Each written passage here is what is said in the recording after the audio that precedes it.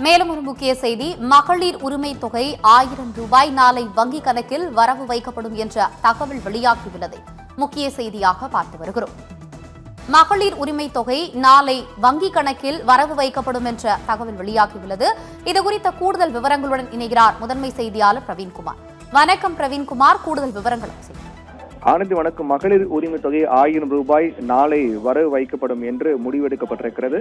இது தொடர்பான ஆலோசனை கூட்டம், அதாவது முதலமைச்சர் விஜய் தலைமையில் நிதித்துறை செயலாளர்கள் உள்ளிட்ட உயர் அதிகாரிகள் கலந்து கொண்ட ஆலோசனை கூட்டம் நடைபெற்று வருகிறது. இந்த ஆலோசனை கூட்டத்தில் அடுத்த கட்டமாக ஏற்கனவே அரசு கொண்டு வந்த திட்டங்கள் தொடர்வது தொடர்பாகவும் அதே போன்று வெள்ளை அறிக்கை தயாரிப்பு தொடர்பாகவும் தீவிர ஆலோசனை மேற்கொள்ளப்பட்டது. அதில் மிக முக்கியமாக நாளைய தினம் 15ஆம் தேதி என்பதால் ஒவ்வொரு மாதமும் 15ஆம் தேதி என்று மகளிர் உரிமை தொகை என்பது 1,31,00,000 பெண்களுக்கு அவருடைய வங்கி கணக்கில் வரவு வைக்கப்பட்டு வருகிறது.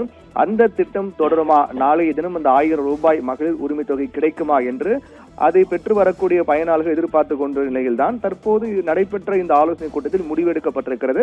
நாளைய தினம் ஏற்கனவே அதை பெற்று வரக்கூடிய 1,31,00,000 பெண்களுடைய வங்கி கணக்கில் 1000 ரூபாய் வரவு வைக்கப்படும் என்று முடிவெடுக்கப்பட்டிருக்கிறது.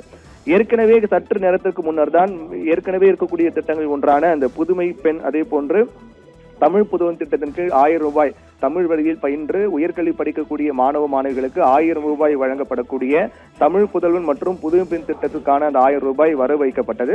அதைத் தொடர்ந்து மற்றொரு மிக முக்கிய திட்டமாக இருக்கக்கூடிய மகளிர் உரிமை தொகைக்கான 1000 ரூபாயும் நாளை வரவு வைக்கப்படும் என்று முடிவெடுக்கப்பட்டிருக்கிறது.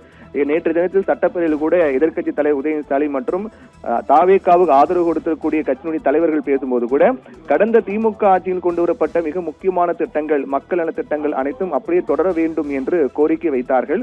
அந்த அடிப்படையில் தான் இந்த முடிவு என்பது எடுக்கப்பட்டிருப்பதாக கூறப்படுகிறது.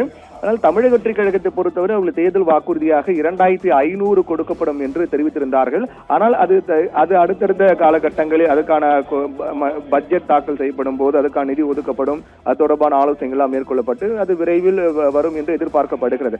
இது ஒருபுறம் இருந்தாலும் கூட தற்போதைய நிலையில் கடந்த திமுக ஆட்சியின் போது முதலமைச்சராக இருந்த மு க ஸ்டாலின் கொண்டு வந்த மிக முக்கியமான திட்டங்களில் ஒன்றாக மகளிர் உரிமை தொகை இருக்கிறது.